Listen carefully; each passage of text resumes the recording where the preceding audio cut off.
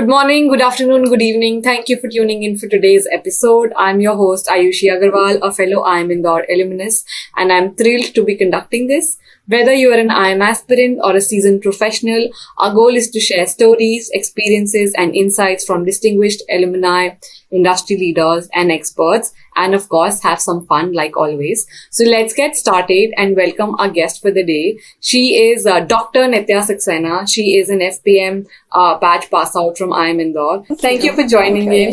Please introduce yourself. Hi, I am Nitya, Dr. Nitya Saxena. I'll go in the reverse chronological order. So right now I'm working in Singapore with a company called EDMI Meters. It's a manufacturing company.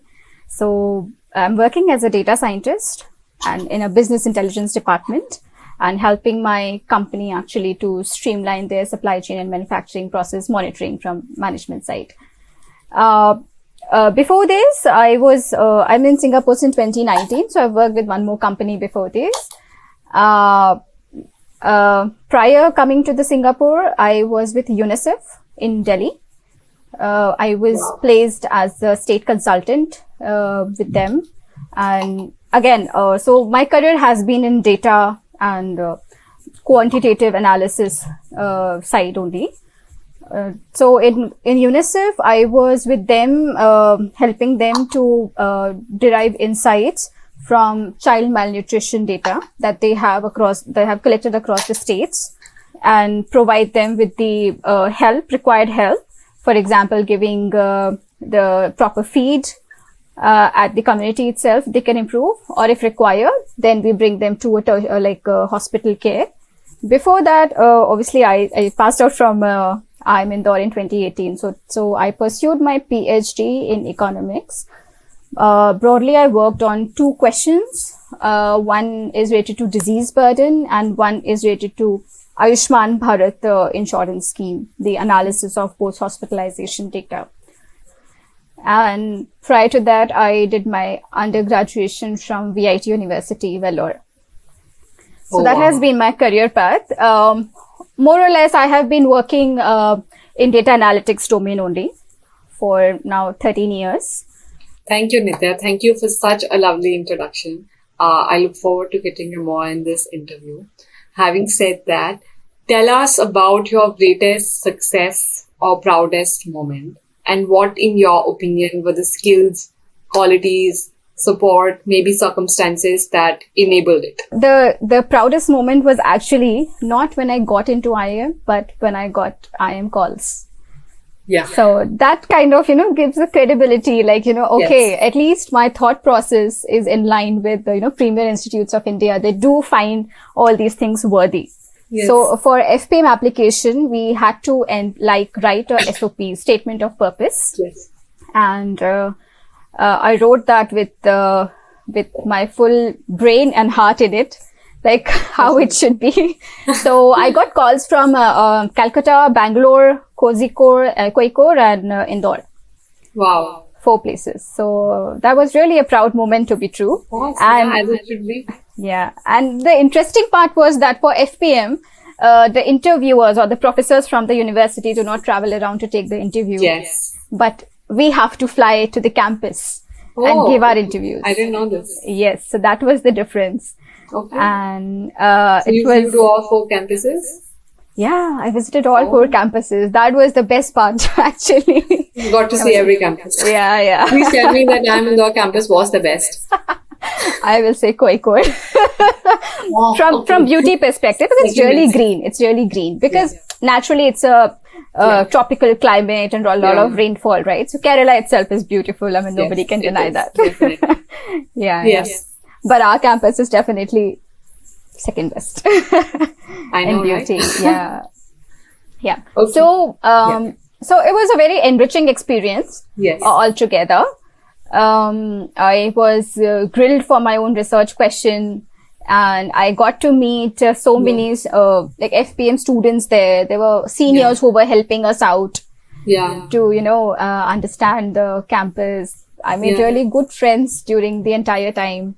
Wow. Yeah. So finally, then I got through IIM Kozhikode and IIM Indore, and I chose to join IIM Indore, FPM. Yeah. So coming to the skills, qualities, and the support system that you need actually, to achieve these moments of pride, I would say. So definitely, I was in Accenture. So it was a hard job. It was long work timings and all. So I decided to actually leave my job and prepare for the exam. So I think I left around 3 months before the CAT exam. And so I got that buffer time to prepare, right? So obviously I would say that family support is definitely you need, right? So my parents were very supportive for that. I actually never told them that I'm leaving job. I actually quit, and then I just never discussed with them to be true. Yeah. Yeah. So they really helped me during that time. Yes. They did not ask much questions whether you'll be able to do it or not. They were very supportive of my decision. Yes. Then second thing is again, which is very much required, is your own clarity of mind. Since I was applying for a 5-year-old long program, right? Yeah. So you really need to be in it if you really want to do it or not. Yeah. So that clarity is very, very much required. And that only comes from inside. Do you really want to do it or not? Yeah. So for me, it definitely came from my previous work experience. And I will really suggest that it is very, very important to work in the industry before going for such programs, because it gives you a very good perspective, like why you want to even do it, right? Otherwise, you cannot excel in such commitments, because it is maybe you just joined it and you got in by fluke, but you have to also complete it. Through it. Yeah. Why did you want to do it? Why did you choose it? So when actually I had I told you, I have a very long working hours when I was with Accenture. I worked for JP Morgan Bank, right? And long hours because my clients were in UK. So, I had to sometimes match their zones as well. So, I used to analyze the trade data. For me, it was a black screen or, GUI I'm working on. But then obviously you just get a feel of why am I even doing it? Why this job exists for me? Right? There is a bigger picture which I really need to know. Right? If this job is there, okay, file, this job is there, write this code or do that, but why? So I really wanted to gain the perspective on the bigger picture. And that's how I developed interest in economics, how everything functions around. Right? So that's how you shifted. Yes. In fact, that was the primary question in many of my IIM interviews as well. Since I had background in IT, why do I want to pursue PhD in economics? Of course, So I wouldn't have answered that convincingly if it really something I would have felt, whatever it is to be in as an economist, right? So that was one. I don't think you need any specific quality to be in IIM. Self-introspection is required by everyone to understand their own, qualities and also how to take them forward. Definitely. Thank you, Nitya. Thank you for such a detailed answer. Since we've talked about success, let's touch the other end of the spectrum. Tell us about your toughest struggle or failure in life, and what did you learn from that experience? Let me quote something from my PhD journey itself. So, okay. So, my motive to do PhD was to be applied researcher. So I was more interested in the use cases that are relevant to the industry, where where our research can really contribute to the industry. Because I really feel that there is a slight disconnect between industry and the academia, and if we can really bridge that can really contribute towards nation building. Yes. Because to be true, probably Ayushi, I want to ask you: have you heard about Google Scholar? Yes, of course. Right, and there are so many research papers in there, but how many of the industry people really go and read it? No, I don't think so. Not many. right? Not at all. Because there is I so don't much. think people have even heard about Google Scholar for that matter. Correct. So that was one of my questions also when I was choosing my research questions, that whatever I should do, it should be relevant to the industry. Absolutely. And it should contribute towards the real development happening around, right? And should not just end up being a paper. So I chose to be an applied researcher, but that was not a very wise decision. So because it comes with its own challenges. So I chose like two questions. One was a primary data collection question. So I went to Chhattisgarh, collected some primary data. And second was on the empirical research. Like I have the secondary data and I do that research. So first I wanted to be an applied researcher. Second, I chose health domain. So for India, the data for health is very difficult. The data quality, I would say, is not that great. So one of the biggest, toughest struggle in PhD was I was in the fourth year. I chose this data set for my research. And unfortunately, when there's a lot of things that goes in the process, you form a theory, then you choose a data set, then you run your model, and then results are out very last. Right. So unfortunately, when actually the results came out from my model, I actually realized that it was underrepresented. So the data set that I chose for my research question, it was around 50% underrepresented. That was kind of not fair to use that data set at all. I used to walk alone in the entire campus crying like, what do I do now? Because, fourth year is like, you're far ahead in your journey, right? Yeah. So then I assembled myself. I, really cut the clutter in my life, focused on my work, changed my data set. Oh, wow. So you did 3 years worth of work in 1 year again. Yeah, kind of. So I did that, and then I finally graduated in 2018 successfully, because I just saw it slipping through my eyes. Like this year I won't be doing it. You managed to pull off so much work in less time. Yeah. That was very, very difficult phrase. So one of the faculty really gave a very good suggestion. Never try to, hit a Nobel Prize in your PhD. Take your PhD as a strong foundation and a learning journey for your future. I will say same for MBA. Yeah. Like, so don't go for short learnings and quick wins, but build your attitude for future. That will really help you. So the biggest learning from this was sometimes, it's good to choose the traditional questions rather than going on an adventure trip in your PhD. Yeah. Yes, definitely. Thank you, Nitya. Have you done something out of the box or personally enriching beyond the career, business, money construct? What did you do and how? So, as I said earlier also, like non-career aspects of your life are really, really important for satisfaction in life. So I make sure I always look forward to these things in my life, and I take out time from my career for these things. So back in 2008, when I was in VIT as an undergrad student, I was part of Youth Red Cross. And at that time, there was no, social media to quickly spread out the information. We were not that much pro, right? On that front. Only Orkut was there.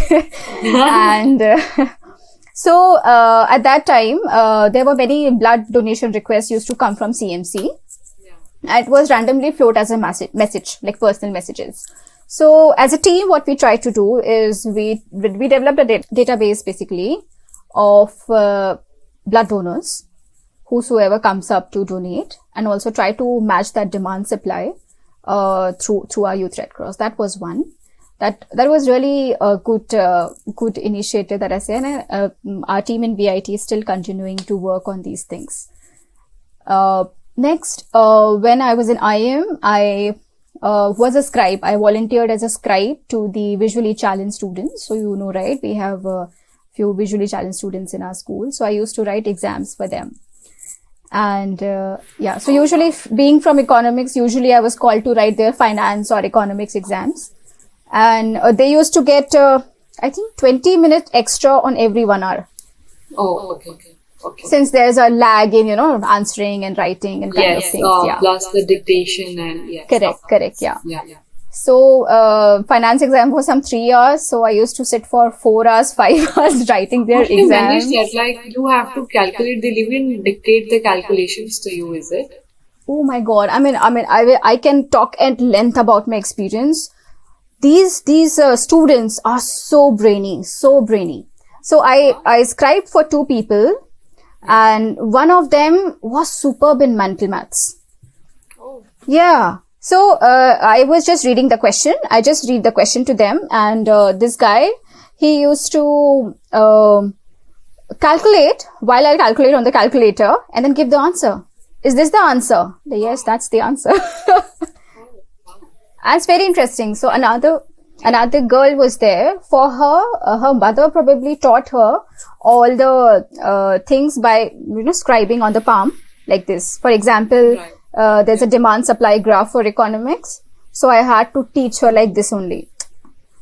Like draw on her palm how the graph looks like, whether it is a short supply, long sale, and all those things. And for the other one, I had to take his finger and roll across the paper, like where is the graph. So there are different methods that yeah. So it was very enriching for myself also to actually know how they learn. It was wonderful. Wow. I actually never spoken to somebody who has done this. So, wow. Thank you for sharing that. Based on all of this, do you have any tips, recommendations, alternatives? If I had to do it again, career-wise, any caveats, any watch-outs, what would you like to share with the audience so that they can do better in their life and work? Sure. Yeah. So, one thing that I have done, maybe I can change that, is switching my domains. So, current industry is very dynamic, right? So what stays with you is a very strong domain knowledge. So I suggest do not change your domains very frequently. Try to have a domain specific career path, because that really helps you grow in that particular business segment. That is one. Second is always have a plan for yourself. So, like in the beginning of the year, make sure in the first week of the year, you have set goals for the year that you want to achieve. You may not, but I would say, like, if you have a plan, I'm sure everyone will fail the plan. But however, if they have the plan, they will achieve 50% of it, at least. If you do not have the plan, you will reach nowhere. Yeah. Third and fourth comes from the personal life. So third is definitely choose your partner wisely, because majority of the prime years of your life you spend with that person. And it's very, very important to have your partner on board with your career plans. Right? And because that can alter your life significantly, right? Fourth one, this is especially for women who are listening to this podcast. Please understand the definition of a good feminism. There's a lot of feminism going on, like, definitions floating around. And I really feel that sometimes it crosses the line that to be an independent woman, women often burn out themselves. So, that is so do not actually move on that part. To be a real independent woman is actually to put efforts to develop a good support system at home, right? So that you can really focus on your career without any guilt. Yes. Rather than trying to do everything yourself, because you are a self-claimed independent woman. Yes. Right? I can say this because I'm a young mother to a 2-year-old, and I have a brilliant support system. I really cannot work or achieve anything in my life if I do not have these people supporting me. Thank you for actually touching upon it. If I may ask an impromptu question on this, is that did you personally feel bad feminism? Since you talked about the importance of good feminism, did you personally go through a journey where you felt okay, yeah, I need a support system, or this is bad feminism, this needs to change. Any thoughts that you'd like to share? Okay, so I think it often happens that one narrative starts in the society and it crosses the line of that balance, Yeah. right? So definitely, I strongly believe that good and bad feminism both exist. If you remember, the one stark example that I can remember from, I think, one of the ads that floated around in 2014, 2015 around. Okay. And I don't know if I can share that link with you sometime. It Yes, please. had all the lines of, I'll call it bad feminism. Okay. So in one of the line, I think it was promoting some extramarital relationship also for women. I mean, it's okay for them to have.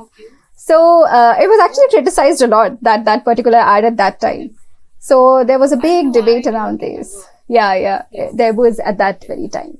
So so it so happens like that. I will say feminism is very, very important. And feminism should not be cultivated or should not be propagated only by females. Men should also be equal part of it. And given we want, as an example, like Japan as a country is failing, right, due to low fertility rates, because there were more women have actually developed more masculinity rather than men who are coming up to be more feministic in their attitude, supporting those women in the workforce, right? So it has consequences. Yeah, if you really want women workforce participation, entire society needs to put up very important and support system, strong support system for them to stay and grow as women leaders. Definitely. Thank you for sharing that. I think a lot of people miss out on the fact that feminism is not only a movement that females participate in, but also a movement that men need to participate in equally. So thank you for highlighting that. My last question to you is, any last tips that you'd like to share for people in the IIM community or an IIM aspirant? So, as I already mentioned, so know your reasons why you want to join IIM. And definitely, in addition to brand name, when you are in IIM, try to, develop the attitude for a longer game. You should develop your attitude and aptitude skills so that you're not swayed by the turbulences of the economy that we are seeing right now. For example, just now this Credit Suisse, SVB, so many things are going on in the market, right? So prepare yourself well, get into IIM and definitely upskill yourself to stay during the turbulent times of the market. Thank you, Nitya. Thank you for sharing this. With this, we come to the end of this segment. It was lovely having you today and listening to all your experiences and shares. Thank you. I had a wonderful time. Same here. Thanks.